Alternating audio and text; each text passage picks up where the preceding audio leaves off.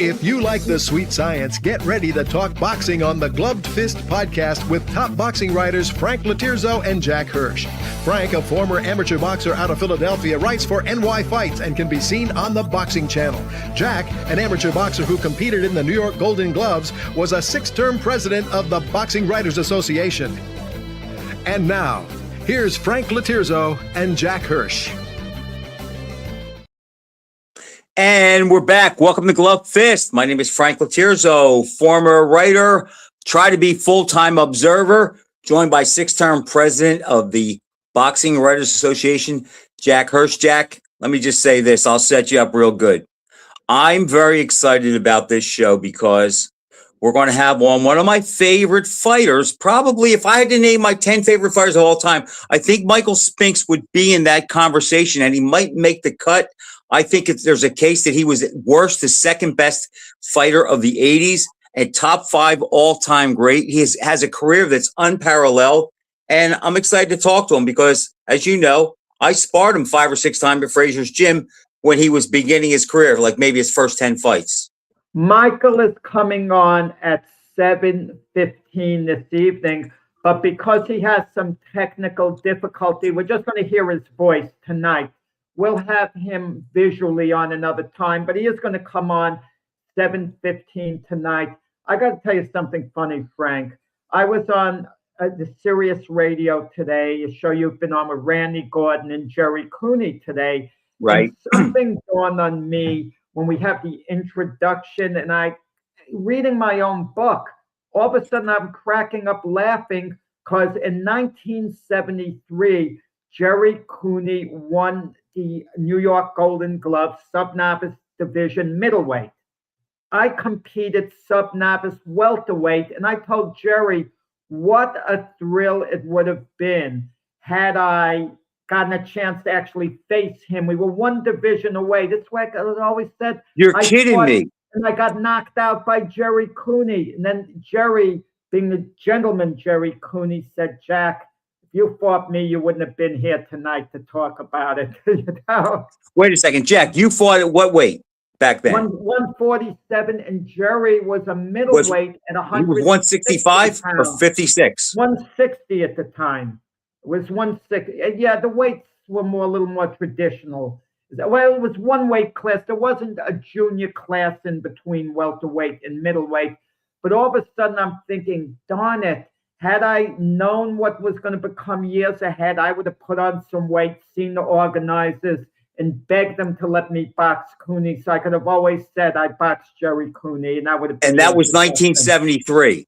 Three. And I didn't fight in the Golden Gloves the first time until 76. I fought novice in 76, and then open in 77, 78, and 79. But getting off that, Laterzo, I could tell. You're already kissing up at the beginning of the show, kissing up to Michael Spinx, because one of your best buddies in the gym was Dwight Muhammad Qawi, his main rival in the light heavyweight division, who he had the unification fight with. And Michael was kind of friends with Qawi. They were, in a way, they were friends. Like, how do I say it? I don't want to say lukewarm friends. They were rivals. But you could talk on this better than I can because you knew. Well, they used to box each other a lot until they both got ranked. Then they stopped. They stopped once they got ranked. Interesting. Once they were both ranked, or maybe, I think Michael was ranked first, and once he became ranked, they didn't box that much anymore because they knew down the road they were probably going to meet. Yeah. So. Which is interesting. I don't know how many other cases we could think of. Obviously, Ali and Holmes come to mind. Frazier and Holmes, Jim Jeffries and Jim Corbett. Frazier and Norton. Yeah, Frazier and Norton. Well, Frazier and Norton never met in the ring. I'm saying the guys would later meet for real. Okay. How often these guys sparred? I don't mean 1 or 2 sparring sessions, but guys who sparred on a regular basis. That's what I'm talking Shavers about. did that with Ali and Holmes. Shavers and Ali Holmes. Jimmy Young sparred. He sparred Ali. In fact, he and Ali did an exhibition at the Cherry Hill Arena in '71 after the fight of the century. In fact, I always forget this, and Russell remembers the third guy, but Ali boxed 3 guys that night. Benny Briscoe, Jimmy Young, I forget who the other fighter was. Yeah, and there's mixed feelings on that because Lennox Lewis said he doesn't recommend it. He's dead set against it because Lennox Lewis heard of cases where the Klitschko brothers would invite guys to their camp to kind of learn about him. And Lennox Lewis said, I never go there. No way would I go to their camp to, spar with them beforehand. But Jack, sometimes you don't know. Remember, Lennox sparred Tyson a few times up in the Catskills before either guy had a big name. Yes, Spinx is coming on. Just to remind you people who came on the show at 7:15 tonight because he has technical difficulty. We're going to be doing the audio. But I have my book on Spinx just came out, Michael Jinx Spinx. I wasn't sure what title to give it, but I thought, let me get to the point. Michael Jinx Spinx. It's the only book ever written on Michael Spinx alone. His biography, an authorized biography. Let me see the back, Jack. Hold up a little more. Okay. They should be. How many pages is it, Jack? This is in the paperback. I don't have the hardcover in front of me. It's like 280 pages. That's pretty long, actually. That's a pretty good good amount of pages. Yeah, I had no planned amount of pages, set beforehand. Michael Spinx, not an X, it's a KS at the end. Spinx. Michael Jinx Spinx. Okay, but regardless, everyone knows who Michael Spinx is. Jack, I have to say this on your behalf. I think it's pretty, first of all, I commend you for taking on a project because I know it's a lot of work. But, the Spinx story, as I said to you before, in conversations on the show, whatever, Michael Spinx, because he was a quiet guy, Leon kind of stole the spotlight, and his style, you had to know what you were watching when you watched him box because he wasn't flashy like Leonard, and he was a little awkward sometimes. But because of his style and his personality, where he's such a quiet, laid-back guy, he gets lost in the crowd a little bit. But Jack, when you look at careers, it's could we really say that Sugar Ray Leonard had a better career than Michael Spinx? Did Marvin Hagler have a better career than Michael Spinx? Did Larry Holmes have a better career than Michael Spinx? You know what? I could make a case on both sides. Because if you look at Spinx's resume, 11 title fights at light heavyweight, 8 knockouts. And when you look at the guys he beat before he won the title and as champion, that stacks up really well with any light heavyweight in history.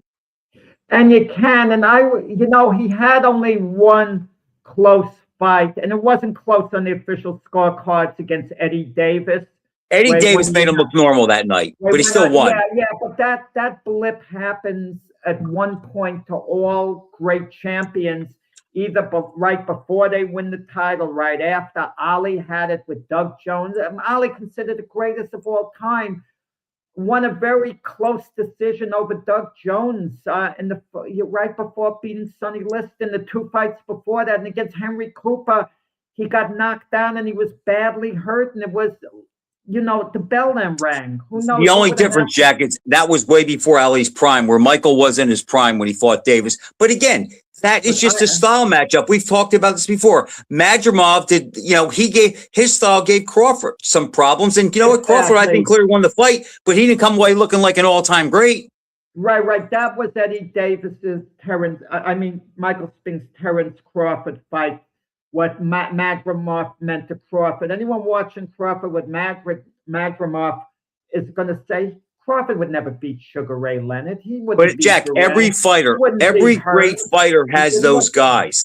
They have those guys, absolutely. For whatever reason, they give them fits on a given night, and it happens with great teams. Frank, the most powerful teams have these games where they just barely get by against the team you think they would normally crush. It happens, but it's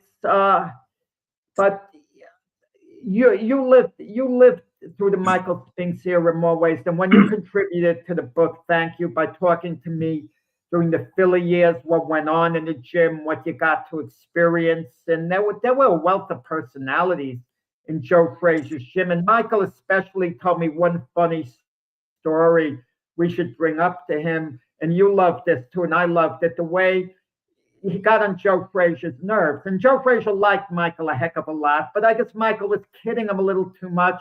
And before Michael knows it, he's in the ring with Frazier. And Michael's the light heavyweight champion. And Frazier's retired, supposedly washed up. And Michael says he's cracking up laughing, figuring he's going to handle Smoking Joe easy at that point. The bell rings and Frazier's after him throwing these mean left hooks. And Michael says, I'm running all around the ring. I'm thinking, darn it, Joe's still got it. He could put me out with one of these left hooks. And he's running, just trying to survive. And even Michael was laughing about this, telling me good thing, he wasn't in shape. I'll give you a funny story too with Joe Frazier and Michael Spinx. I don't know if I told you this.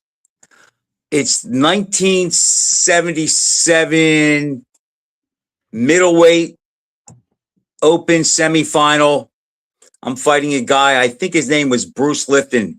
And Frazier happened to be in my corner that night with Val Colbert and George Benton.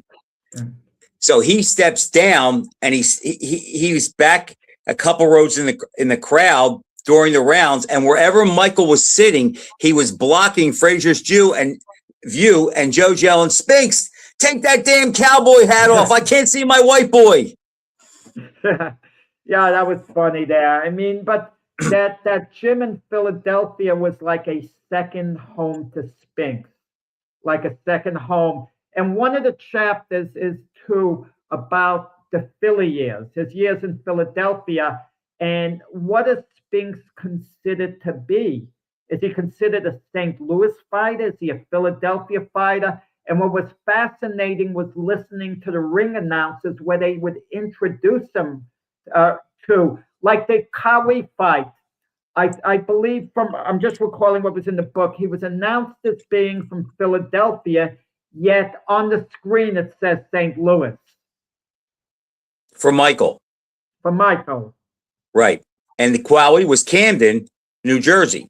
Well, that was easy with Kawi. I mean, they never announced him from Philadelphia. We have about 3 minutes, and then we're going to have Michael come on. Unfortunately, he's having technical difficulties, so we're going to have the audio. You're going to hear Michael's voice. We're going to talk about Michael's career. We're going to talk about Michael's fights. If you have a few seconds left over, Frank, I don't know would Michael even have an opinion on it. Who would have won between Lyle and Norton? We love polling, that. And Michael was a heavyweight champion, but he's too even killed to speak on that.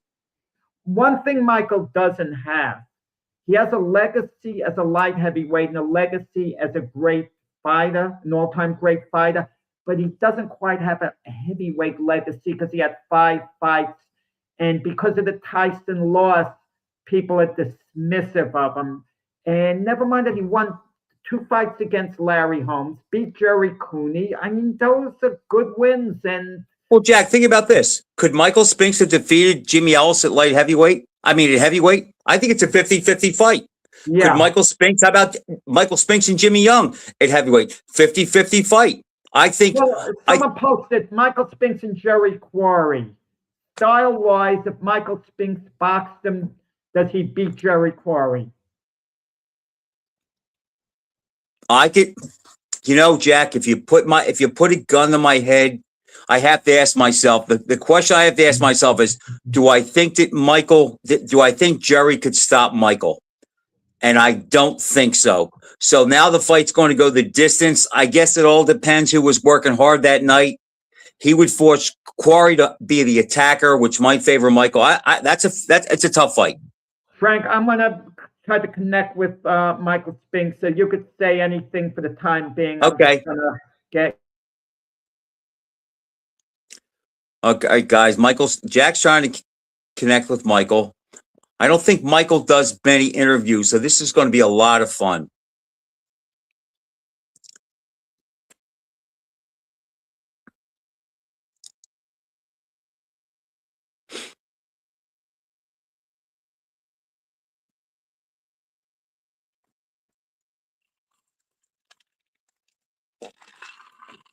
Waiting for all-time great legend Michael Spinx. Spinx Jinx.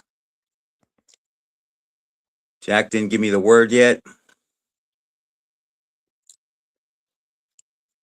I ordered the book. I think it was Wednesday or Thursday afternoon. I still didn't get it yet, but I ordered it through a friend of mine. They'll be back to me soon, I'm sure. I didn't pick up, but we had a 7:15. They're pretty dependable, so I should get a call at any moment. Jack, the only problem was I ordered your book, but I can't write a review because I am such a technical misfit that I have a book. This shows the review. I'm getting. Hold on, Frank.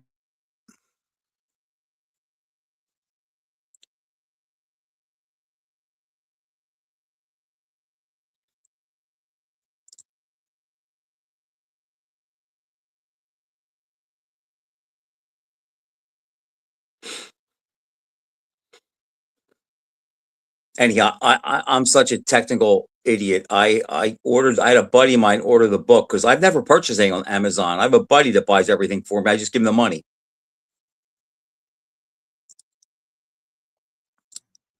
Hello, Michael. Michael. Here is. I'm putting it on speaker. Mike.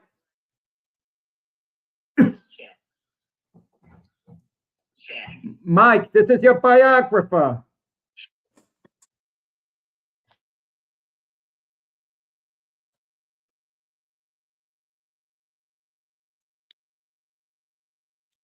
See that, Joe? We're a lot alike. So you can't write a review. I can't write a review.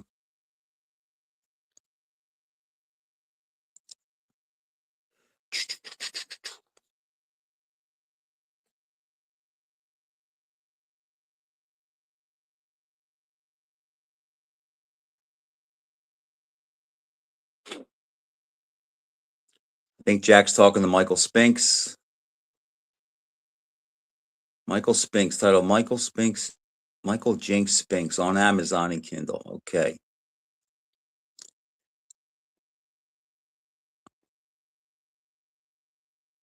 I did, J Train. I did find a way to get it.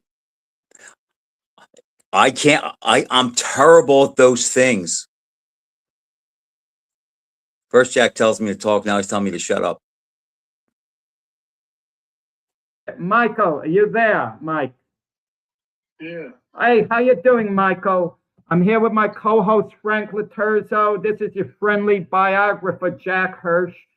Say hello to Frank Laterzo, who, believe it or not, Michael, you sparred with years ago at Joe Frazier's gym. Say hello to Frank, Mike. Hey. Spinx Jinx, how are you, sir? I remember you back in the Frazier day when you used to pull up with the boom box bigger than anyone I ever saw in that 78 silver Corvette and used to spar me and Tex Cobb and Curtis Parker on the same day. You remember those days? No, I can't remember those days. Yeah, but that was some of your favorite times, Joe Frazier's gym, right, Michael? Huh? Okay, Michael, I mean, we were talking about you before the show.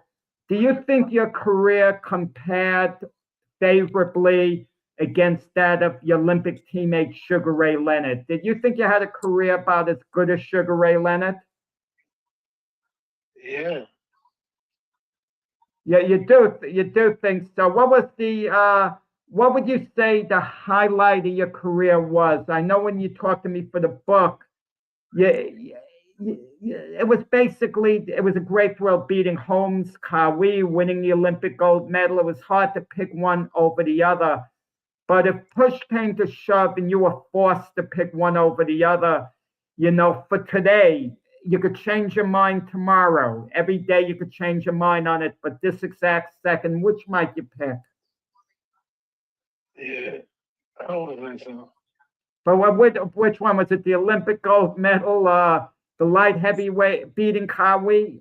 What was the greater thrill, beating Kawi or Eddie Mustafa Muhammad?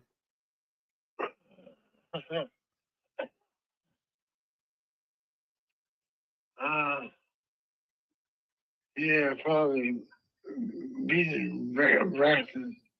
Yeah, I love the way you still call him Braxton because he was Dwight Braxton when you sparred with him. But I got to warn you, my co-host Frank Laterzo was good friends with Dwight Braxton back in the day. He probably was rooting for Dwight Braxton to beat you, but my buddy Frank Laterzo here thinks you're one of the greatest fighters pound for pound he's ever seen.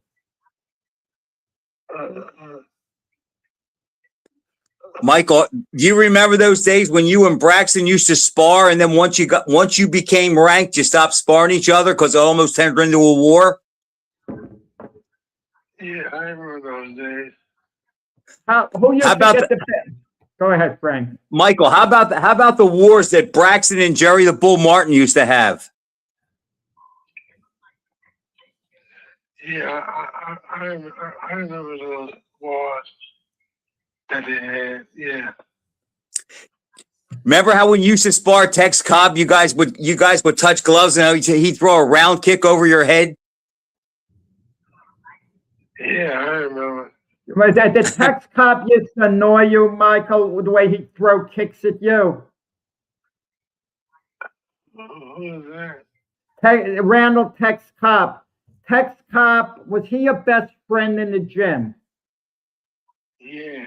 But you guys were from like different backgrounds, so how did you guys get to be such close friends? Because Frank knew Tex Cobb really well, and the image Tex Cobb had, I'm not saying it was like this, is that of a redneck. That's the image he portrayed. And you guys were really close. Yeah, you're right. And okay, what about your brother Leon? Tell us something about him. Well, Leon's all right. We know Leon was all right, Mike, but tell us a little more about Leon. Who would have won a fight between you and Leon in your primes? You against Leon, if that ever had to happen. I probably would have beat Leon. You didn't tell me that for the book. You told me Leon would have beaten you. Now, that's what you said for the book. You told me Leon would have won, but now you're saying you would have won. So now you're starting to care, Mike, whether you would have beaten guys. Now, who would have won between you and Bob Foster? Had the two of you met, at your best? I'm not sure. Oh, that's being modest, not being sure. Okay. Who would have won between, and this, Frank talked about this the other week. Who would have won at their best between Larry Holmes and Smoking Joe Frazier? Who would have won a fight? I think it was Smoking Joe. You think Smoking Joe? Okay. Yep. He knew because Joe had this style. He would pressure Holmes, cut the ring off, work his body. Yeah, Joe had the style to beat a guy like Larry. Yeah. Yeah, sure did. Who was your favorite fighter growing up?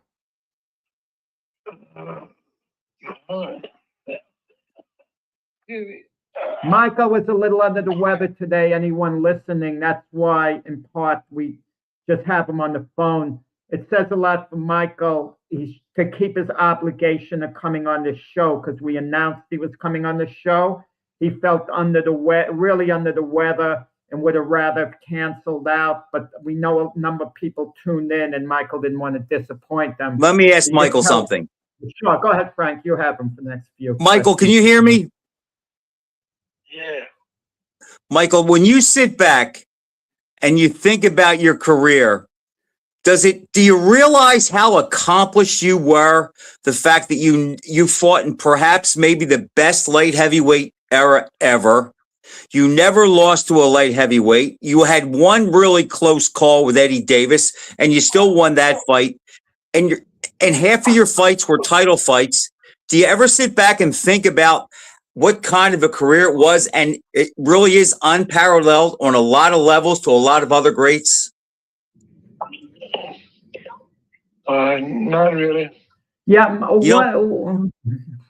You don't think about that, Michael? That's amazing. That blows me away because you're so accomplished. Frank, let me just add this with Michael. With all the hours I spend with him, what struck me the most was his lack of ego. Any other, most fighters are athletes.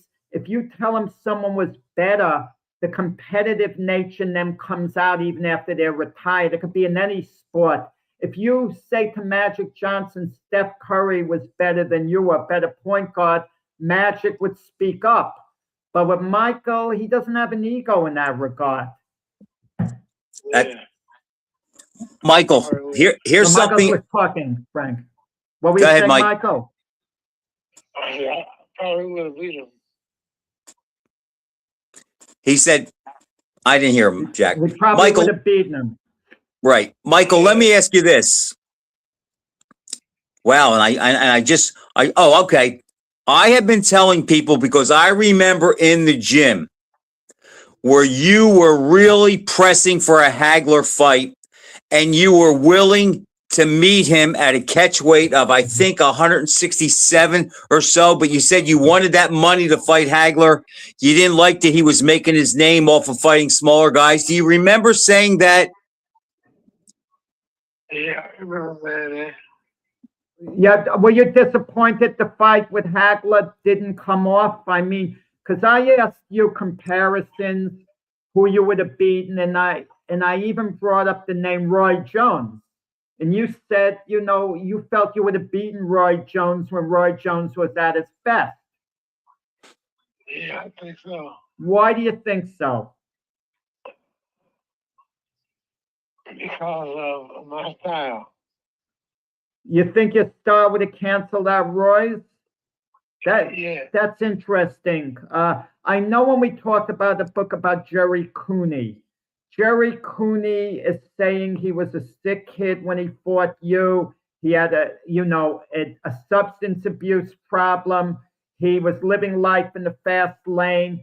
Jerry Cooney said the him who knocked out Ken Norton or even lost to Larry Holmes would have knocked you out in 2 rounds. You disagreed with the book. You said he's entitled to his opinion, but you felt your style would have canceled out his. Why did you say that? Yeah, because I do. Tell us a little more, Mike. What's that? Talk to us a little more. You're killing us with these short answers here, Mike. It's like quick knockouts. I need you to expand, talk a little more on any topic. Just a little more. Add a sentence, 1 sentence to everything else. Yeah, I think more of a handler. Plus more of a handler. I think he was more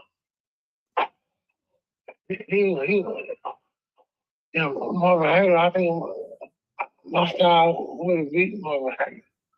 It would have beaten more of a handler, I believe. Well, Marvin Hagler basically was a counterpuncher. I mean, people think, who moved well, people think of him as a move forward guy, but Frank, you have anything?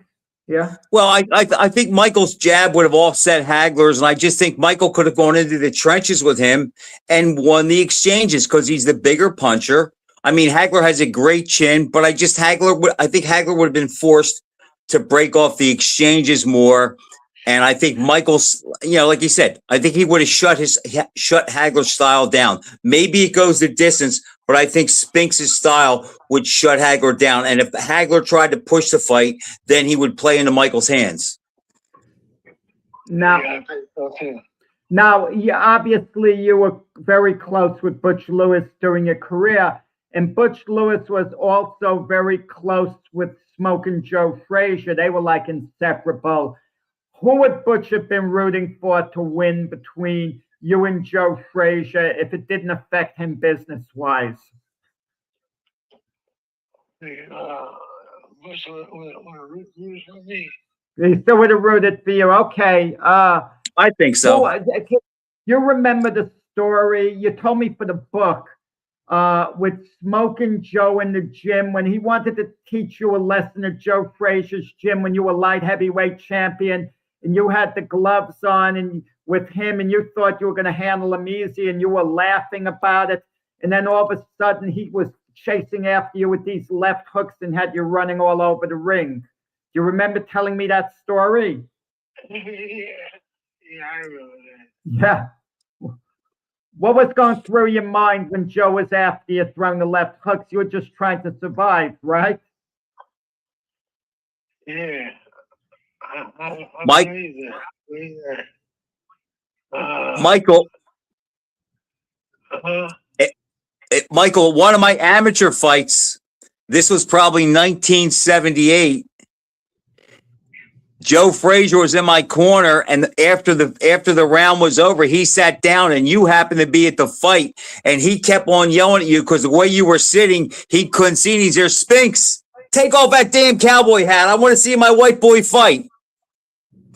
And you started cracking up, and you took your hat off. Yeah. Now, when you fought Larry Holmes, okay, did you really think you were going to win the first fight? There's a difference between thinking you can win the fight and thinking you would win the fight. Yeah, I think I was beat Larry. But you thought you were going to win the first time, you fought him. The rematch was a controversial decision. It was, I mean, both fights were close, but there were a lot of people who thought Larry won the rematch. When you were waiting in the corner, for the decision to be announced after the second fight, I mean, what was going through your mind? Yeah, I think that my style was beat Larry. No, but your style did match up well against Larry's. But how confident were you that you were going to get the decision in the rematch when you were waiting for the scores to be announced? I just believed that. You what, Mike? Talk to me a little more. I believe that my style would have beat Larry. No, your style did beat Larry. Well, we know that.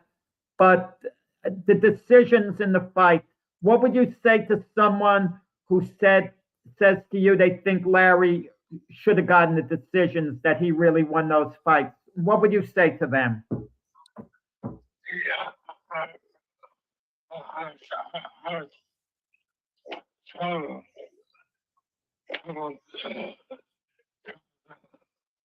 Larry, Yeah, Michael is a little under the weather, and he was gracious enough to come on tonight. I want everyone to know. He was gracious enough to come on rather than cancel out. So we're just going to keep you on a few more minutes, Mike. No more than that. Frank, you have anything to ask?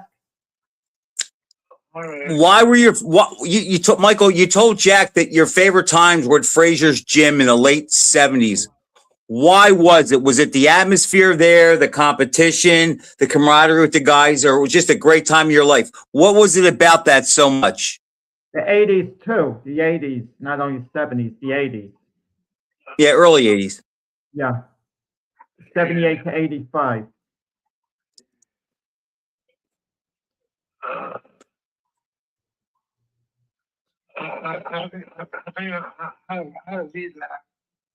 Okay, Mike. Okay, because Michael, we appreciate you coming on. I know you would have preferred not to tonight because you're really under the weather and just wanted to fulfill your obligation. So we don't want to torture and keep you on any longer, unless you have one last thing to say. To Frank Laterzo, wait 1 second, Michael. Frank and myself argue this all the time. Who would have won a fight between Ken Norton against Ron Lyle, the two of them at their best? Who would you have picked? Because those guys came just a little before you did. Yeah, Ken Norton would have beat him. Oh, you're saying Ken Norton would have beaten Ron Lyle? Yeah. Frank, you want to say anything to the champ about that? Who's told you Ken Norton would have beaten Ron Lyle, and he said it unhesitatingly. I think he's wrong, but he also said Frazier would beat Holmes, and I agree with that. Oh, okay. Okay, Michael, I hope you're satisfied with the book, that we worked on together. It's your official biography, the Spinx Jinx, I mean, the only book ever written on you. And I appreciate you giving me the opportunity to be a biographer. And I hope it did you justice. I'm pretty sure it did, telling basically a life story, things that went on behind the scenes. And I appreciate the way you open up about things. And anyone who wants the book could get it through Amazon, Barnes and Noble, Kindle, however. Okay, so Mike, we're going to let you go. We want you back another time when you're up to it, when you're not under the weather. I knew you were under the weather for this show. That's why we only had your voice on. But we appreciate you coming on, even though we know how tired you are now and what a struggle it is to come on today. So thanks a lot, champ. Okay, I'll see you. We'll be talking. Take care. Bye. Okay, okay. Bye. Okay, Frank. Sometimes I wonder, is it better to let someone cancel out and not come to the party as opposed to making an appearance? Because I know you made a post, Frank. Thank you, Lord. We'll get that. Leave that up a little while, our producer, and we'll get to that. Oh, you can't count him. He's a Ken Norton cheerleader. That doesn't count. No. I just want to say, Jack, he thinks Usyk's the greatest heavyweight of all time. Do you agree with that? We are going to get. Wait. Let me just finish my last sentence, and then you'll have the floor. William and Paulie agrees. Wow. But Michael, I knew was under the weather. He really was. And he wanted to cancel out. And I said, is there any way you could come on? I spoke to his rep because I know you posted, and I know people are going to be listening and they'd be disappointed. So we got him. He was really tired, fatigued here, Michael. We got a little out of him. We got him to say that Smoking Joe would have beaten Larry Holmes at their best. And he should know. I mean, he was soft Frazier all the time. Of course, he fought Holmes a couple of times. But then he said he thinks Norton would have beaten Ron Lyle. That doesn't count, Jack, because Norton is probably fresher in his mind than Ron Lyle is. Wait. Ron Lyle had the biggest fight of his career, or one of the biggest, was 76. 75, right. Ali, 76, Foreman, and Michael was in the 76 Olympics. So Michael wasn't thinking about Ron Lyle back then. He wasn't thinking about him. You can't claim that as a win, Jack. Okay, you look, you have one guy in your corner, Pom Lehman Paulie. That's it. Lyman Paulie knows his stuff. I mean, that's undisputed. We asked Michael, and but what I liked about it, Michael didn't hesitate. The words just came right out. You know why, Jack? I'll bet you he saw Norton fight 20 more times than he saw Lyle fight. But it doesn't matter. He's allowed to think what he wants. It's not a big deal. Jack, here's the thing that stands out in my mind a little bit. And it's great that you did the book. But I think this is something that other writers can take. Yeah, right, Lehman. Okay. Mm-hmm. Yeah. What planet? Jack, you do know I did a post on that, and nobody agreed with you on Lyman. Nobody. Brian, our producer, I'm telling him to give Lyman Paulie unlimited say going forward. No, I think we should ban him for incompetence on that pick. Anyhow, Jack, here's what I was thinking. Michael's about 70 years old now. His career is what? In July. He'll be 70 in July. Okay. Yeah. So that's, to me, 70 years old. Okay. Yeah, okay. And he hasn't fought since 1988. So that's almost 40 years. I wish you could have got to him a little sooner, because what I have found with these guys, Jack, all the years go by. And as we can see with Michael Spinx, I really believe him when he says he doesn't think about how accomplished his career was. I mean, if that were me, and I could sit back in my easy chair and I could say, I never lost a fight at my original weight, my best weight. I was the first reigning light heavyweight champ to beat the reigning heavyweight champ, who not only was the reigning heavyweight champ, is an all-time great. And basically, I lost the last fight of my career when I was kind of looking for a payday, and I came up against a guy who was in his prime. Wrong style for me. not a big deal. But when you think about it, Jack, how many guys can say what Michael Spinks can say? I never lost at my ideal weight. I'm 11-0 in championship fights at light heavyweight. I'm 14-1 overall in title fights. Half of my career were title fights. I could box, I could punch, I could move. Never stopped at my best weight, and during one of the best eras ever. Yeah, and I do a comparison at the end of the book, the last chapter. The last chapter of the book, I'll be honest, is fantasy land. And I put down, I'm Well, you playing love that, devil's- Jack. You do love that. No, but I'm playing devil's advocate. So what I did, IBRO, the International Boxing Research Organization, they rate Michael Spinks the sixth greatest light heavyweight of all time. And I evaluate him against the top five, and I write down why he's a greater fighter than the five ahead of him, a greater light heavyweight. And one of them, for example, is going to be like Sam Langford, for example. And I put down the reason simple. Langford wasn't, exclusively a light heavyweight. Nat Fleischer rated him as a heavyweight. So that kind of eliminates that. I compare him to Archie Moore, who had the same number title defenses, but Archie Moore's was over a few years more. And one of Archie Moore's fights against Yvonne Durrell, he came desperately close to losing that one, two knocked down, 4 times in the first 2 rounds. And I'm just playing devil's advocate. Why comparing him as a light heavyweight to Gene Tunney, putting down, well, Spinks could hit a lot harder than Tunney, a lot harder puncher with the right hand. And it's just playing devil's advocate. That's the only chapter that doesn't exactly deal with reality. It's like playing a game in a sense. You could move Jack, things around how you want. I have IBRO's ranking in front of me right now. Okay. So I want to see who the guys were they had ranked above Michael Spinks at light heavyweight. Okay. They had Archie, they had Ezra Charles, number 1, Archie Moore 2, Gene Tunney 3, Langford 4, and Foster 5.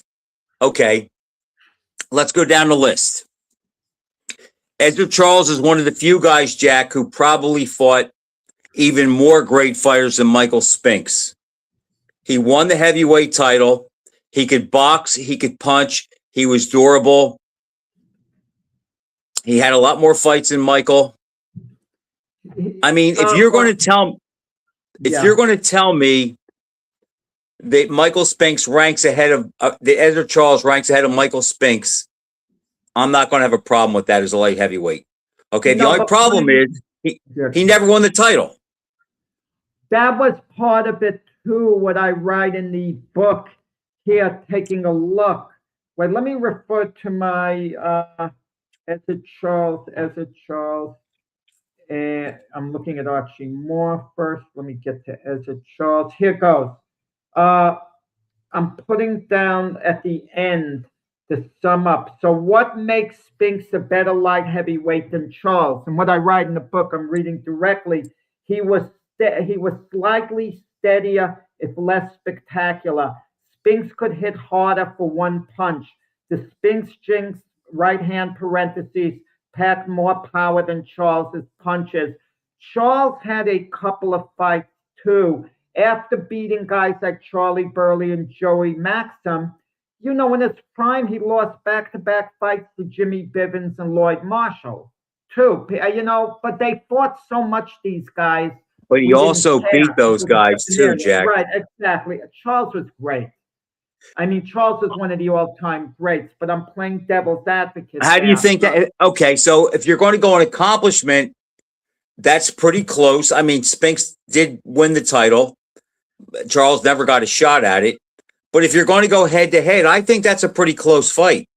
Yeah, but I'm going to tell you something that's interesting with IBRO. Yeah, I'm only talking within the division, because if you look at the guy who's a couple of spots behind Spinks as light heavyweight, it's Harry Greb. Am I correct? At number 8? Harry Greb is number 9. Spinx is number 6. 9. No one rates Harry Greb really as a light heavyweight, but he fought a lot of light heavyweight. We think of a middleweight in Harry Greb, right? No one thinks of him as a light heavyweight. But he beat 5 or 6 light heavyweight champs, Jack. Right, exactly. And 4 heavyweight champs. Yeah, exactly. So you were going to, Archie Moore's kind of intriguing. Same thing. Moore made about 10 defenses, won the title late. I mean, his resume is unquestioned too. It's like if Michael Spinks fought everybody Archie Moore fought, would his record be any different? I don't know. Who wins if they fight head to head? Moore's a good boxer, puncher, but Spinks has a good chin for, at 175. I mean, I don't know if Archie Moore beats the best Cowie. He might, but I don't know that he does. So, I mean, that's a toss-up. Gene Tunney's another one. That's a toss-up. That's tough. Yeah. Well, Moore lost 3 times, 3 out of 3 to Ezra Charles, which is the tribute yes, and stopped in the last one. Right.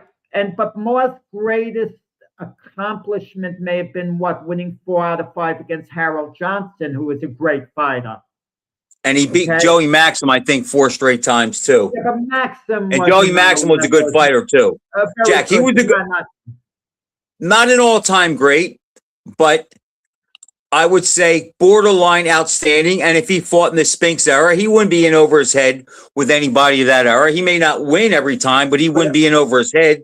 But I write about this. So what makes Spinx a better light heavyweight than Moore? And once again, I'm playing devil's advocate here. And I write down, perhaps that answer can be narrowed down to one word: consistency.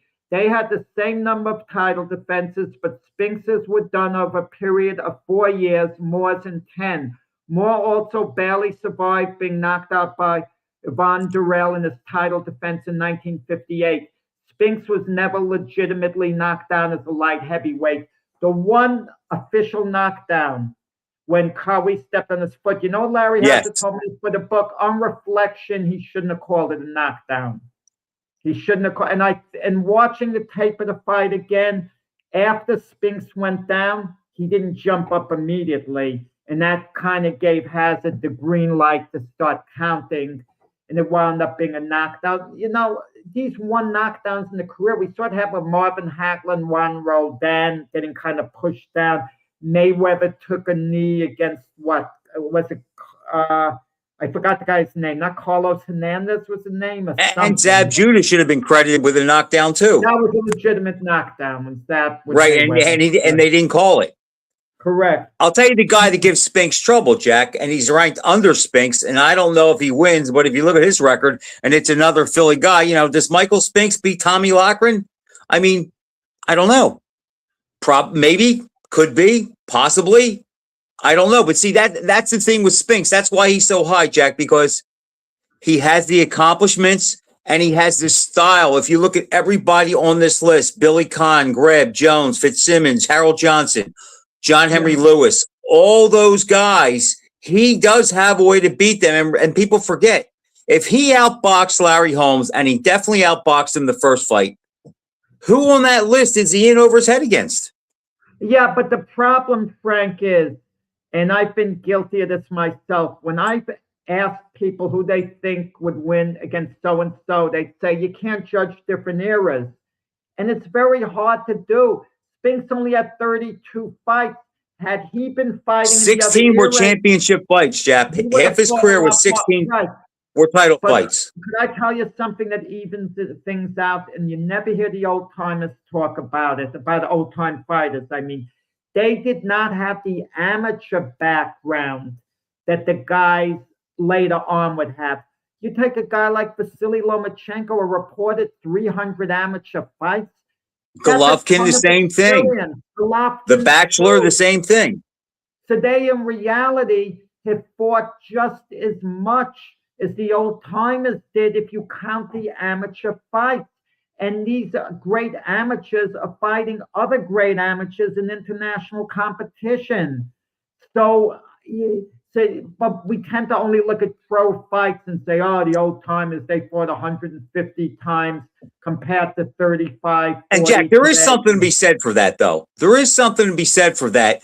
But the thing that makes the comparison to me a little easier. Now, some guys are going to go, well, we don't have same day weigh-ins. But in 1954 or 1934, a light heavyweight was still 175 pounds, just like it is in 2026. Where the real difference comes in is the heavyweights. Tyson Fury, 270 pounds. Ali never fought somebody 270 that could box. Yeah, but consider this: Usyk beat Fury twice. Right, and that looks good. Right, exactly. That looks good, and that's what makes Usyk stand out, Jack, because he showed at 225 he was capable of beating an awkward boxer, mover, durable guy like Fury. He was a little less than that, as I recall. Well, we're only a couple pounds. And then he beats a puncher like Joshua and Dubois, who were, 240, 250, and they were big guys, big punchers. So he showed that it doesn't matter who's in the other corner. He can adapt to their style. To me, Usyk is in trouble against swarmers that work the body, that come in low. Frazier, Tyson, and Marciano, guys like that. Yeah. And Lehman Paulie knows it, but won't admit it. Yeah, and I write comparing him to Gene Tunney, and I write down what makes Spinx a better light heavyweight than Tunney, and I write down dominance. Spinx was more dominant in his victories than Tunney was in his, and in Tunney's series of fights against the great Harry Grip, he enjoyed a healthy weighted advantage, which was never the case with Spinx against any of the opponents he faced. Tunney had a respectable record of stopping opponents inside the distance, but was never regarded as a hard puncher. Spinx's power was superior. He could take an opponent out with a single punch, something Tunney was never known for. And if you need an example of Spinx's power, look at the Marvin Johnson fight.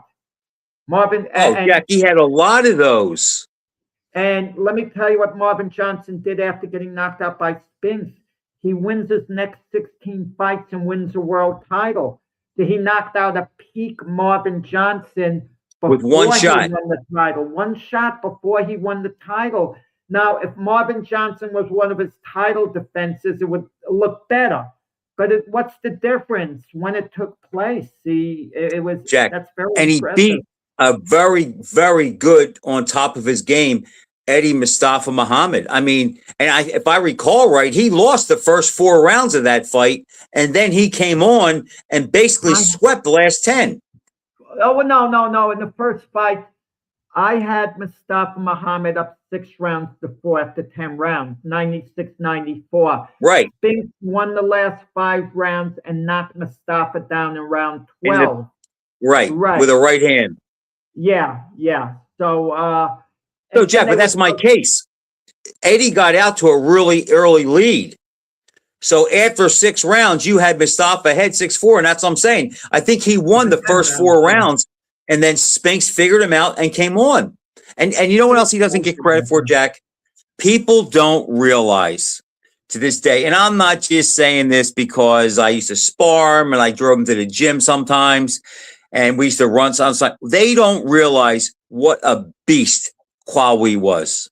And when he fought Spinx, he was shredded, in great shape, and knew that was a legacy fight for both of them.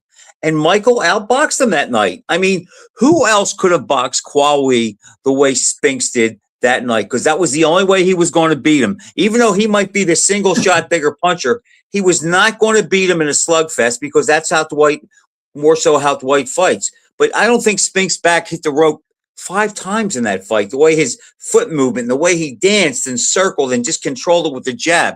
He was masterful that night, and he had a lot of things on his mind going into the ring. Yeah. For the people who forget, his common-in-law wife got killed in an accident a couple of months before the fight. So that had to be rough to go through the training and all that. This is an interesting thing, Frank. People don't realize, and I talk about it in the book.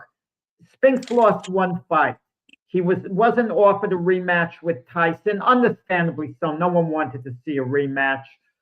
Spinx feels he would have lost the rematch to Tyson, he told me for the book, but he feels he would have done better. He wouldn't have been wiped out quick.